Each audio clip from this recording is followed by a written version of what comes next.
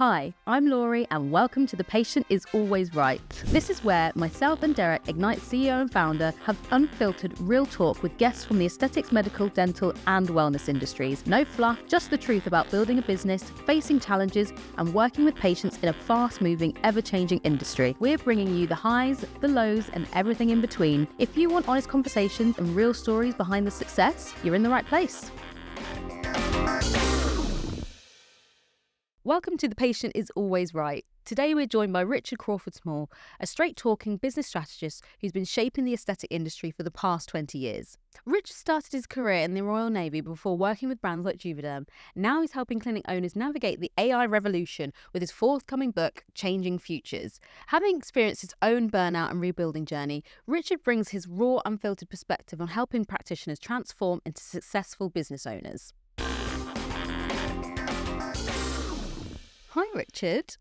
Welcome to The Patient is Always Right. It's lovely to have you here today. Thank you very much for having me. Amazing. So, obviously, we're going to talk about a lot of different topics today, but I wanted to start with something a bit light, just to warm us up, Okay. you and me. So, we're going to ask some quick fire questions, this or that, if you like, if we're going TikTok style.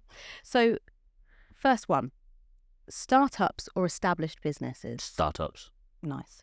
Speaking on stage or one-to-one consultations? Ooh.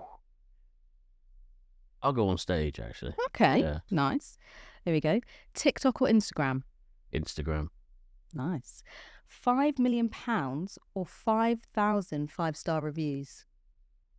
I'll take the money, man. Every Yeah. time. Yeah. To be fair, so would I. Yeah, fine. Give it that way for next time. Yeah, I'll buy the reviews. Yeah. 10 times your business impact or 10 times your free time? Oh, that's a really good question, actually. 10 times my business impact or 10 times my free time? Do you know what? I'll probably go impact on that one. Nice. Yeah. Good choice. Okay, we've got a bit of a wild card related to you and your hobbies. Martial arts tournament or vintage motorcycle rally? Bikes, definitely. I had a feeling you were going to say that. Yeah. I like martial arts tournaments, but they hurt. Not. It's just about after when you get all the accolade, but in the moment. Yeah, accolades, what you mean, like line of painkillers. Yeah, I won, yay.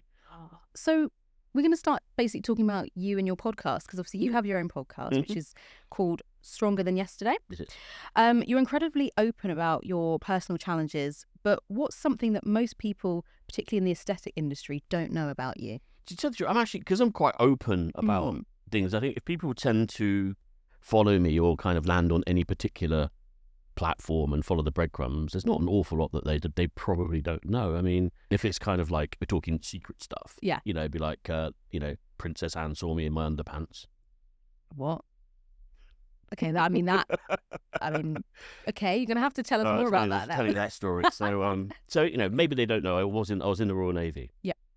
And one of the ships I was on was a ship called HMS Montrose, which is a Type 23 frigate. And we did an amazing tour deployment on 1996 down to the Falkland Islands. So we kind of went from Plymouth, where we were based, across to Bermuda, then through the Panama Canal, Colombia, down the Pacific side of Chile, through the Magellan Straits into the Falkland Islands. It was a 6-month deployment. On the way back, our captain was at the time, he was Captain Tim Lawrence. He is Princess Anne's husband, who was, married to the Princess Royal.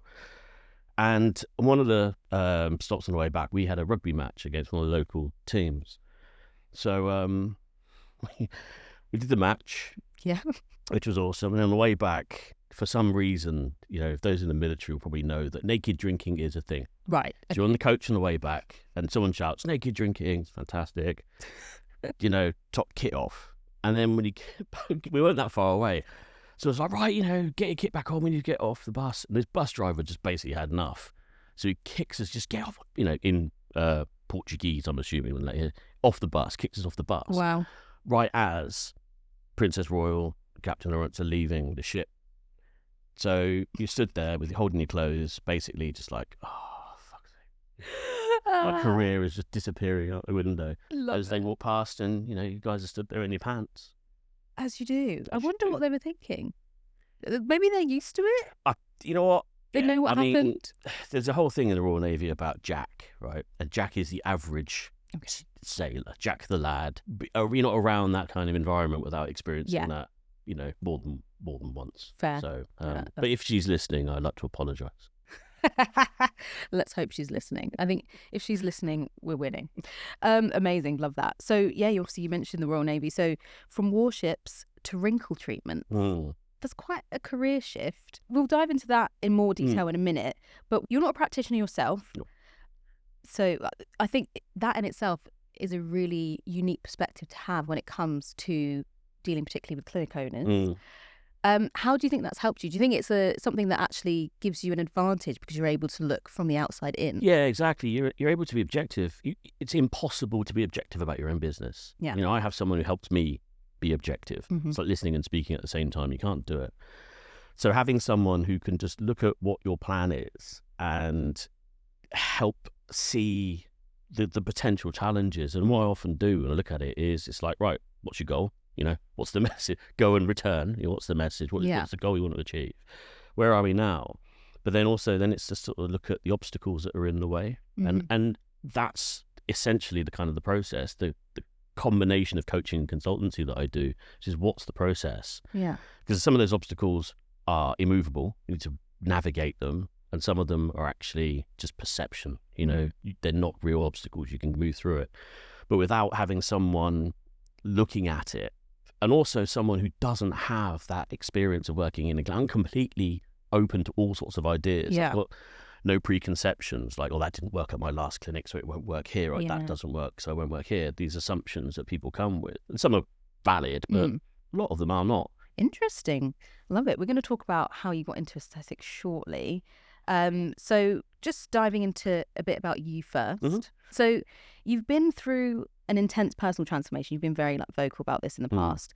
What's the hardest truth you've had to come to terms with during that journey? Everybody dies. Yeah. I mean, that is something that as you get older, whether you like it or not, that's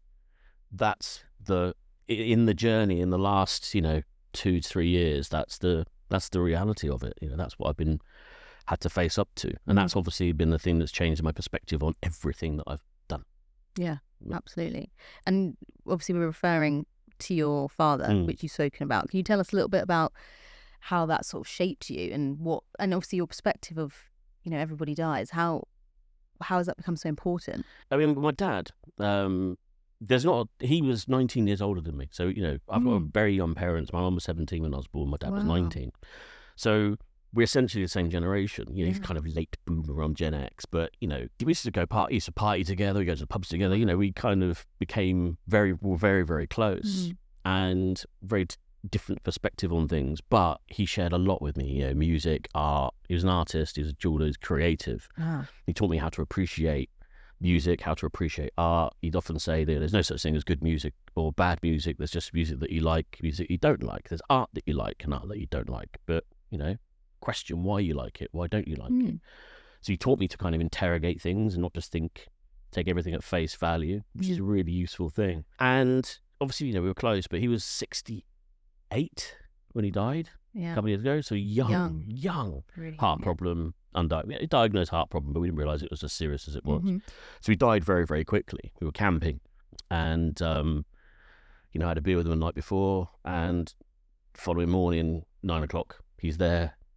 9:35, he's not. Wow. And he was gone. The ambulance, the paramedics turned up and were doing CPR on him and stuff. But when he has gone. I had not dealt with the death of a family member like that since I was 12. It hit me hard, as you can imagine, right? It hit me quite hard. But what it did is it just made me start to analyze things. Just start to look at it. It's like time.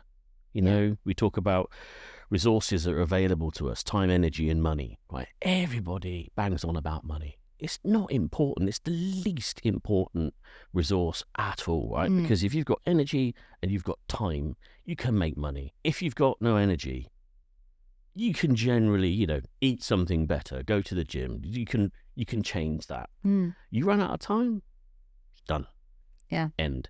So that's got me laser focused on what am I spending my time on? Who am I spending my time with? What activities am I doing? I became hyper focused on that. which led to me essentially cutting a lot of things out, and actually chilling out. And I think it's one of the things, my dad's last lesson to me was he just taught me to relax. Yeah, of course, the things that you do matter. You know, I'm not being flippant about it and saying that, you know, these things are unimportant and generating money is not important, because, you know, everyone needs to eat, right? Everyone's got dreams, hopes, things like that. But what is important is just making sure that what you're doing in your life is what you're aligned with, because that will help you make more money. Obviously, the Royal Navy, you've mentioned. The conflict in Bosnia, you've mentioned as well previously. I probably won't go into too much about that specifically, but obviously it's a hell of a pivot going from Navy to aesthetics. How did that come about? Like, tell us how you got into that. What was the journey? It wasn't deliberate, I can assure you of that. Yeah. It was a series of very, very, a series of fortunate events. Okay. And I'll give the abridged version of it, but essentially, when I left Navy, I left for a reason. I'd kind of had enough of naval discipline, to be fair. I was getting in trouble more than I needed to be, and it's like, I was 17 when I joined, I was 24 when I left. Wow, so I went through a little bit of a shift. Like, it's just me going, I want to get out. And I went to university. I wanted to get into sort of digital animation, special effects for TV, films, that kind of stuff. I was totally out of my depth. But one thing I was quite good at, though, was project management. So I kind of shelved all of the idea about doing the kind of production stuff. Yeah. And thought, right, I can do the actual business side of things, the production side. So did the degree, and then basically, as I left, we had the .com crash. So literally, when I left, I ended up working for a small digital printing company. Then started working in sales on design agencies. It wasn't paying particularly well. And a friend of mine was working for a biotech company with this thing called a hyaluronic acid.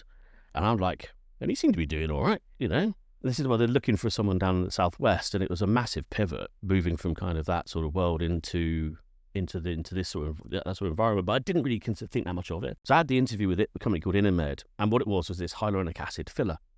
And I kind of have heard collagen and all those sorts of things. But what I really liked about it was there was a combination of a couple of things. There was a technical sell, which I really, really enjoyed, the technology of it all. Yeah. But it's also selling into a market that actually didn't have much marketing or sales history or ability. And I'd literally just spent a lot of time learning about all of that. So I took the job, and I did really well. You know, it was fun time. This was 2004, so we were kind of like, Hydrofill was the product, and it was like the second hyaluronic acid into the market after Restylane. And the company I was working for also had collagen, right? And they had breast implants and things like that. And in my kind of second year of working for that company, I remember being on my honeymoon in Thailand, opening up the paper, Wall Street Journal, like you do, opened it up, and it's just like, Allergan acquires Inamed, 3.1 billion. I was like, right, well, that's changed things a bit.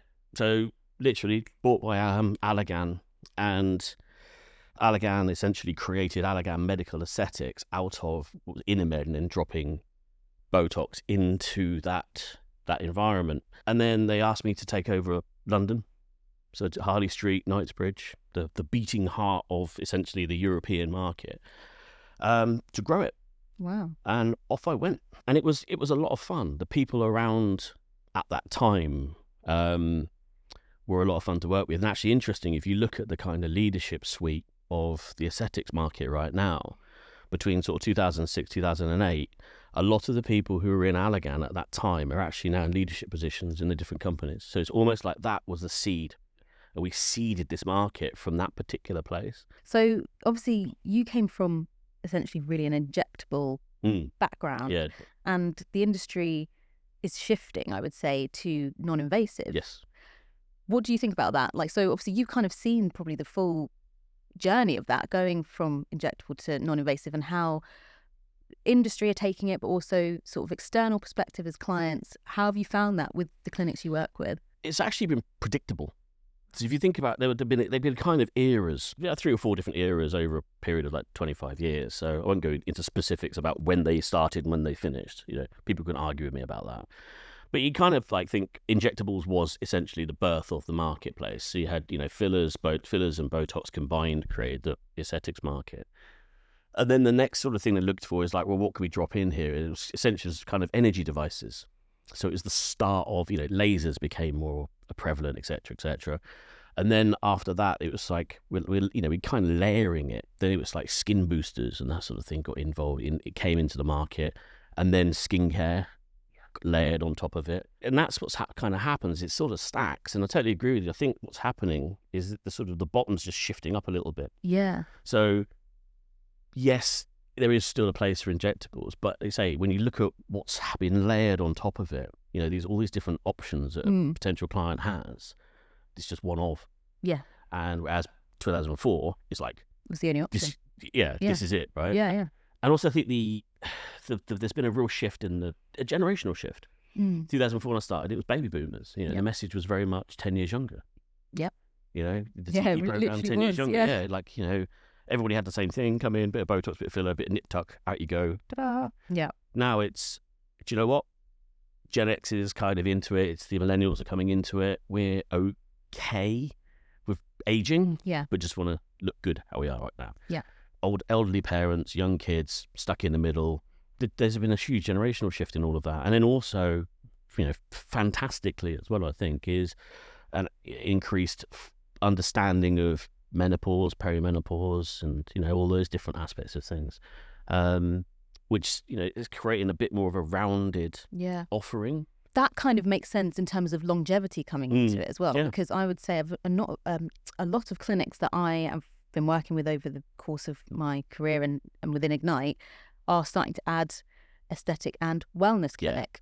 Yeah. And I think it's because people are really about their health and their longevity. Yes. We want to live longer. We want to be healthy for longer because obviously we need to be working for longer. We need to be providing for longer. Well, exactly. Yeah. Longevity is the word, and it's this lifespan versus health span. The lines are kind of blurring, and I for one think it's fantastic. I mean, for an evolution from a market where 2004 was about sticking needles in people's faces to, and slightly controversially, I've not really believed, even though I sold hyaluronic acid fillers, I never really believed anybody looked good with fillers.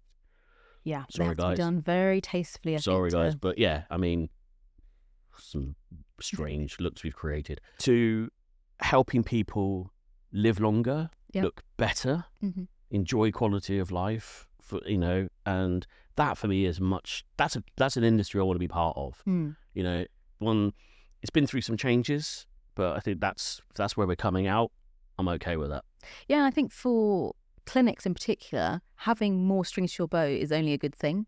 Like, you're not just reliant on one type of treatment. Like, you really can offer a 360 approach, like you said. No, I agree. People think about content in different ways, right?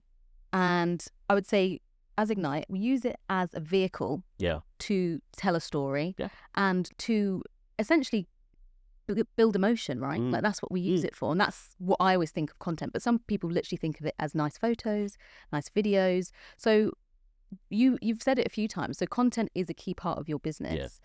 Can you tell me a bit more about how you came to know that content was so important? Because I think it's sometimes something that people don't realise until they have to do it. There was a point where I think it's like everybody who's involved in sort of sales, marketing, whatever, content. It's like, you got to create some content. And we say it a lot sometimes, and let's say without really fully actually appreciating or understanding what it is. And I remember talking to a clinic owner, and I just kind of hit this question. And the question I said was, what's the most impactful result you've ever had? And she started telling me about this, amazing story. And it's a story that a lot of people could repeat. Essentially, is I created a result that was so good this person cried. And I sort of asked the question, right, okay, so where's that on your social media? Where's that on your content? Where do you share that story? And it was nowhere. And I just suddenly thought, right, the most powerful story that you have is the one that you are not sharing. I could find loads of content about what product you're using, when you're open, but the one that's gonna cut through is the one you're not sharing.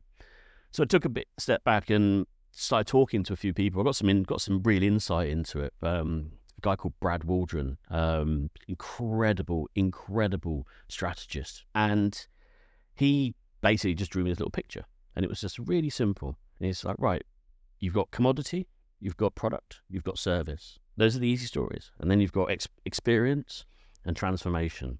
And right in between, service and experience is a massive barrier. And I call it the barrier of apathy. And it's because you have to invest time, energy, and money to jump it. You've got to commit emotionally to telling those stories. You can't be fluffy. You're going to put yourself out there. You're going to share part of your own personal beliefs to tell those stories. And it's hard. So it's easier to just feel the discomfort and walk away, which is what everybody tends to do. It's why everybody communicates exactly the same way. They all tell the same stories.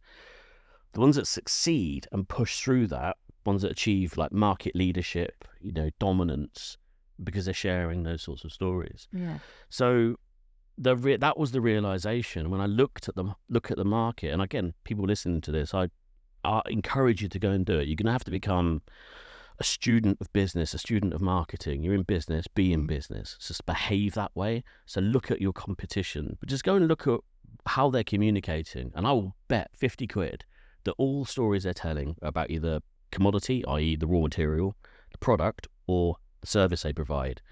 And how many of them are actually talking about the experience that they actually give someone and how that experience transforms their life? And the answer is not that many. So when you hear about market saturated because they're only talking about those, not those. Walking into a clinic and saying, I want this and this, and it's just like needles, walked in, I had thin lips, walked out, I've got big lips, right? That's that's almost like a transactional result. Yeah. What we're talking now is conceptual. You're not going to see these results until 10 years time, right? When you're 60 and you look better than your mates. You're investing in that now. Yeah. That's a different sell. Yeah. As a clinic, how do you stand out when you have, and particularly I find this working with device manufacturers, because they're their own worst enemies sometimes. They will sell to the clinic next door, and then you've got that clinic that had it first moaning about, why have you sold it to my competitor? And sometimes the competitor knows how to market it, so therefore they become the busier clinic.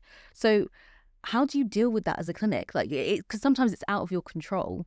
It is a challenge, right? But I think the first thing is just also you have to take a bit of a step back and accept a certain truth, which is that that differentiation, regardless of whether you're the first on the street or it doesn't really matter, because if you're the first, great, you've got about 6 months maximum before someone else. For the ref, you sell it to one person on the street, you're gonna sell it to everybody else. So you've got a little bit of time, right? So it's not the thing to focus on.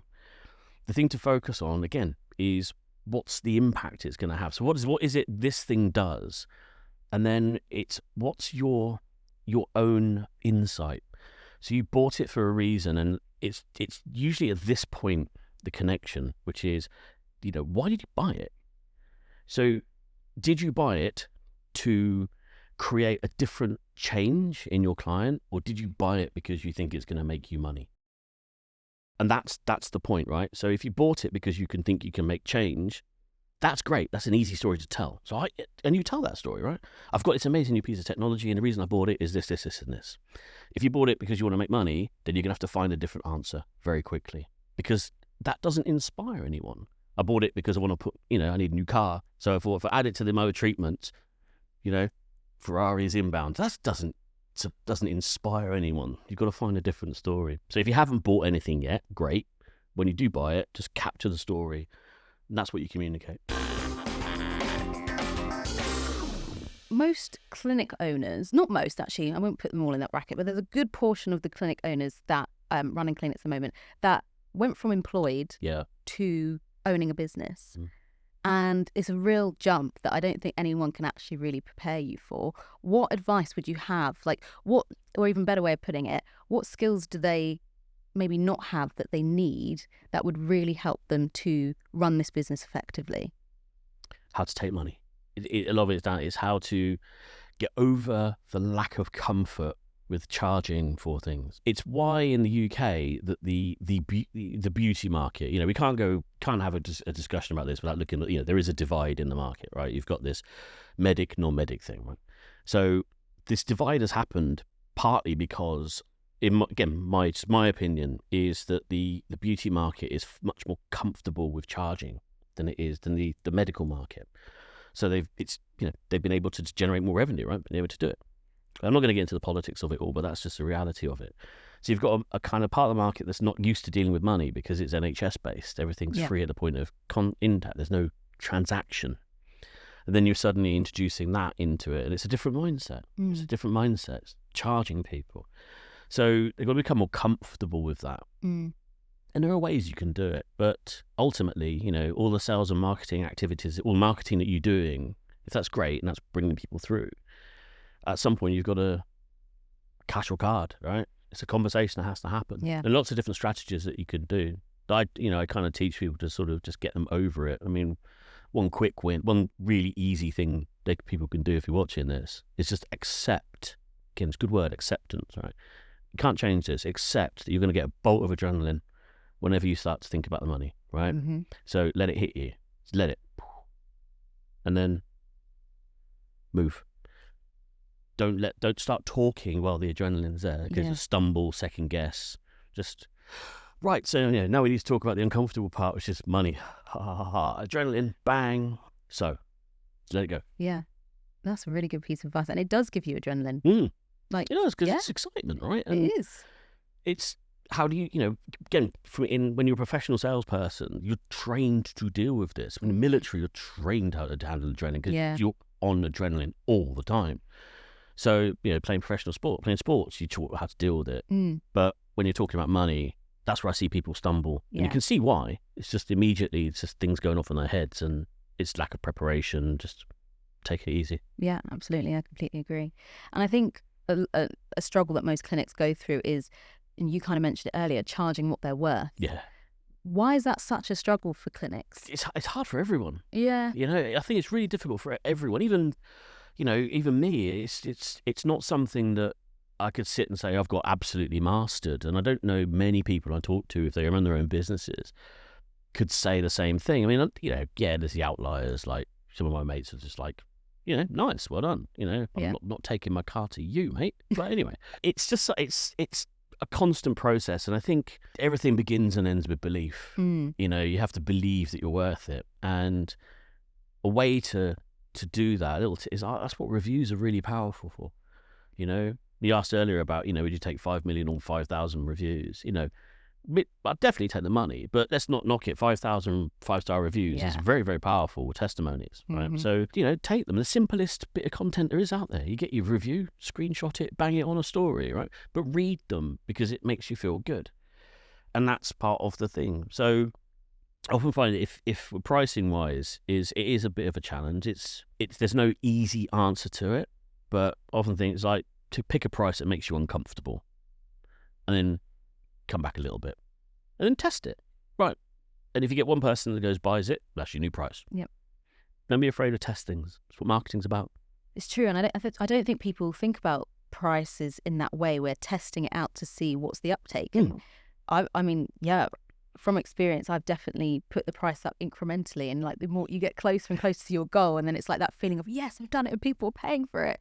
Like, it's true. It's a really good way of actually looking at it. I'm not about that. Also, one thing that I would say to people is it's not a reflection of you. It's not a reflection of who you are. It's a reflection of how well you've communicated what you do. If you communicate it well, you can charge more. If you don't, you can't. So don't take it personally. They wouldn't pay it. Okay, why not? Have you asked that question? Yeah. Well, I didn't really understand. Okay, so how do I help you to understand? Help make the change, and that's again the journey. AI. Yeah. AI is a big talking point. Oh, yeah. It's something I'm personally so fascinated in. Right. Okay. Absolutely love AI. Yeah. Wish I could understand actually how to develop it, but that's something that's beyond my capabilities. Yep. But I love using it. So AI, I feel like is, and obviously you've brought out, well, you're bringing out a book. Is it out yet? Or? Yeah, so it comes out soon. I've recently been talking about just my experience with AI, but how I think it can help clinics. Obviously, I'm not working in a clinic right now, so I can't give like real world examples, but you're obviously working with clinics a lot. You've seen probably places where AI would really help clinics and support them. So is that kind of what drove this? Like, tell us about the book. So the book's called Changing Futures. So the first book I wrote 2016 was called Changing Faces. And it was very, very specific about the aesthetic. It was like basically how to, building a beautiful aesthetic business. And it kind of condensed everything that I'd sort of learned since I started my own business, 2011 to about 2016. And it was effectively what I'd learned up to that point.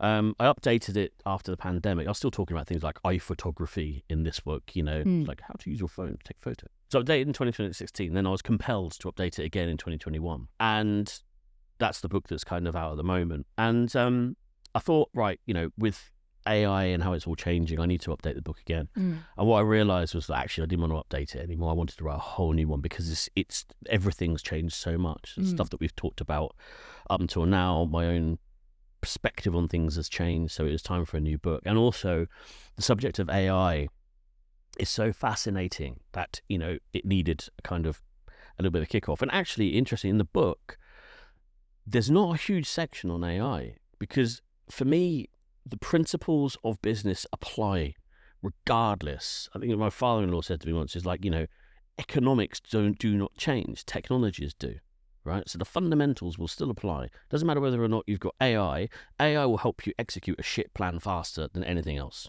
right? So the tools don't really matter. But where AI could fit in that customer journey is there are so many places. But to be honest with you, it's almost like, if I'm being honest, I think what's the point of even talking about it? Because you're talking years down the road before it even starts to hit that customer journey.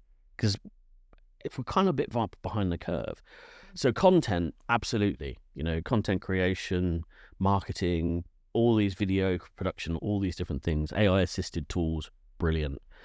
Yes, you could drop AI into a consultation process by creating, literally, you could just simply press record and ChatGPT, chuck it on the table, do the consultation, and then ask AI to summarize the conversation and create a treatment plan. Love that. You could do that right now. Cost you 20 quid a month for ChatGPT, right? So why not? But it won't happen. My experience in the aesthetics market, and I sound like I'm probably being very disparaging of it. I'm not at all. It's just there's a lot to learn. Yeah. And understanding the basics and how the consultation process works. And if you want to speed it up, yes, use AI where you can, where you want to. But I wouldn't try and replace the whole process. Because I think a lot of it is like, we're talking about clinics and them thinking outside the box, like how can I use ChatGPT or how can I use Claude or whatever to help me, but they probably don't realize that AI is actually woven into a lot of what they do already. Like we were talking about the skin analyzers, AI, that is AI. Like the systems, the booking systems they use, 95% of them have a chat bot. That's AI. Also the system itself is probably slightly AI generated, or AI supported, I should say.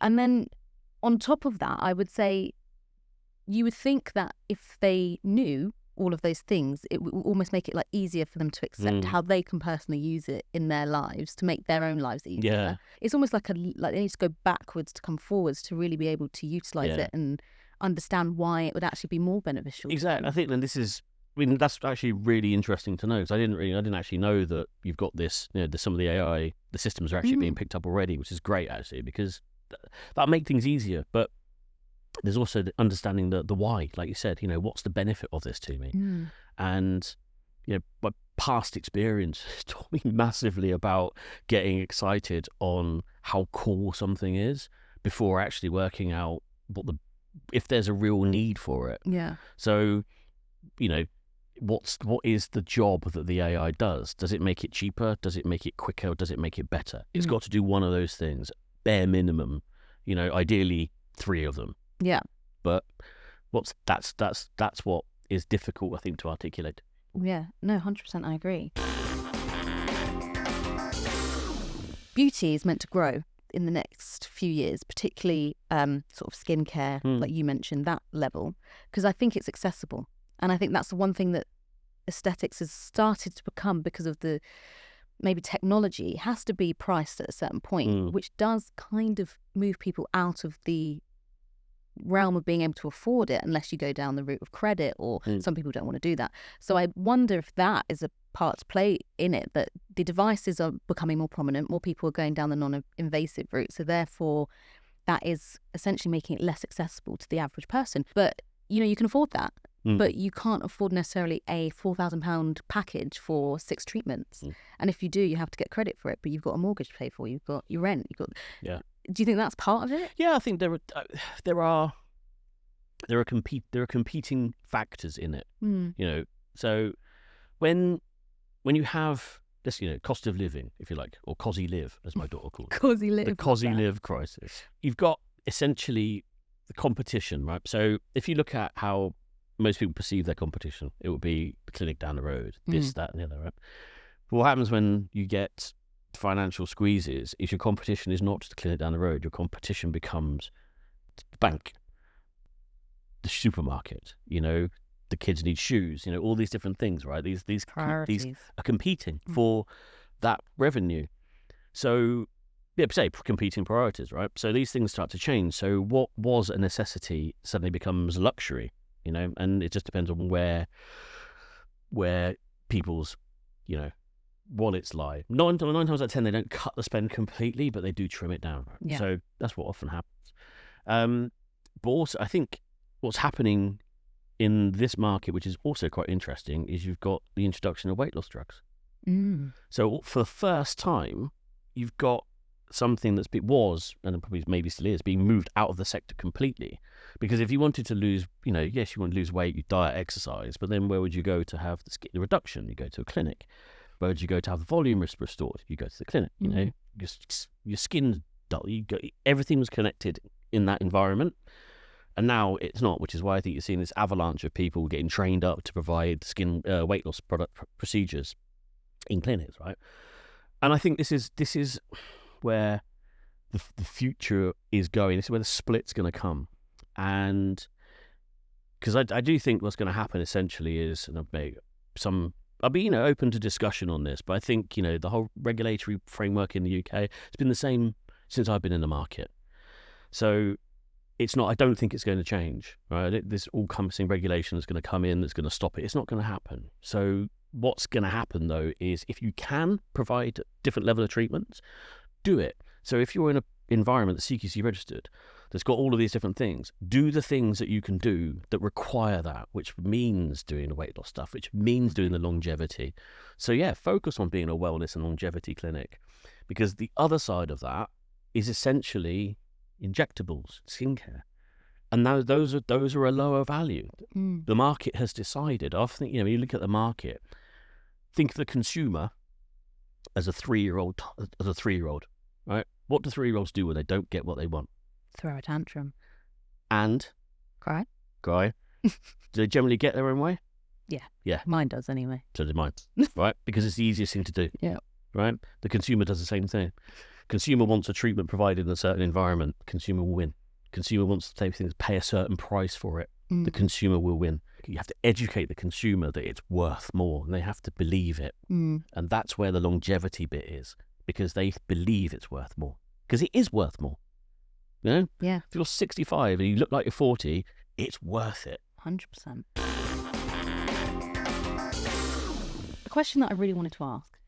In your podcast, you say, all my fuck-ups have been good for me. What's the biggest business fuck-up that taught you something valuable you now share with clinic owners?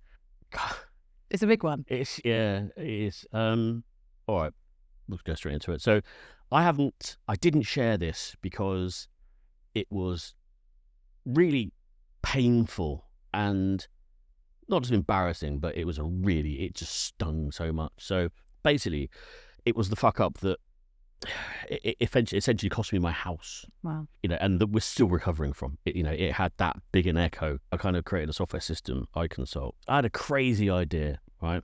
And that no one told me was a bad idea, which was if I created a cryptocurrency and threw that into it, like Tesco club card points, this would be a really good thing. So if they're having a consultation, they're coming in, they could be, rewarded for doing the right things with this token, if you like, that would then be on an exchange, would increase in value, right? But essentially that was the idea, right? Called Clinic OS, Clinic Operating System. And in that system, basically big CRM system, sales and marketing connected, finance connected, and a cryptocurrency in it. Now, a mechanism of fundraising was called an ICO. So you basically sell that currency ahead of launch to pay for your kind of marketing costs, etc., etc. Obviously I'd never done one before, but I thought, do you know what, I'll have a crack at this. Yeah. And I did really well with that ICO, not finance, but getting it done. I mean, there were companies, people were burning millions getting that to the line, and I did it for under 100K. We had some of the biggest, Allen & Overy, one of the biggest financial law firms in the world involved in it. I had a really, really good team, all in on sweat equity, until around that time the market started to shift, and the value of crypto started to drop. So people who basically would agree to invest, they just started dropping off one by one. And benefit of sweat equity is it doesn't cost you out of pocket. Downside of sweat equity is that you are the only one who's actually properly invested in it. Yeah. So you end up carrying the can. So I got a message through this Telegram saying, really interested in your project. We've got €1.5 million to invest. Brilliant, sweet, excellent. So talking to this guy who's based in Paris, he goes, yeah, look, my team, we had looked through everything that you're doing online, really interested. My team are based in Switzerland, in Lugano. Come over and we'll get it all sorted. So fantastic. So flew into Milan, they then hired a car, drove through to Lugano, to the café, sitting in the café, waiting. He's not there. Wait a bit longer, it's not there. So anyway, ring him up. It's like, where are you? So I'm still in Paris. Well, you stood in Paris, you're supposed to be here. It's not, well, there's a bit of confusion. Oh, God, all right. So flew back, get a phone call. Really, really sorry. Didn't mean that to happen. Come back, we're ready for you. Again, should have said, get stuffed. Didn't, flew back. Because, when I flew home, it was all tanking. We had more investors going. So I started to get a bit desperate. I had my livelihood on the line. Yeah. So I thought, do you know what? It's worth a punt. So flew over, went to the cafe, waiting there, and then in walks these three guys. One of them was just, Mr. Gucci, and definitely he's like the broker. And there was this big guy, hands dripping with gold, big watch, diamond watch. I was like, fuck. And another skinny guy in a suit. And it was when your head just goes, Russian mafia. No. I was like, fuck. So he comes in, sits down. He's Russian. Oh, shit. And yeah, we're happy to invest $1.5 million into your project, but I need you to convert this into Bitcoin. And this was a suitcase with €250,000 in cash. No. Yeah. And I was just like, fuck, it's money. I've just literally just wandered straight into a money laundering ring. Right? And I'm just sitting there just thinking, how the hell did I end up in this situation? How do I end up here? You can't even write that stuff. No. And I remember at the time just thinking, I'm here because I'm an idiot. Wow. So I just said, first thing that came to my mind, when I think back on what I said, how I got away with this is unreal.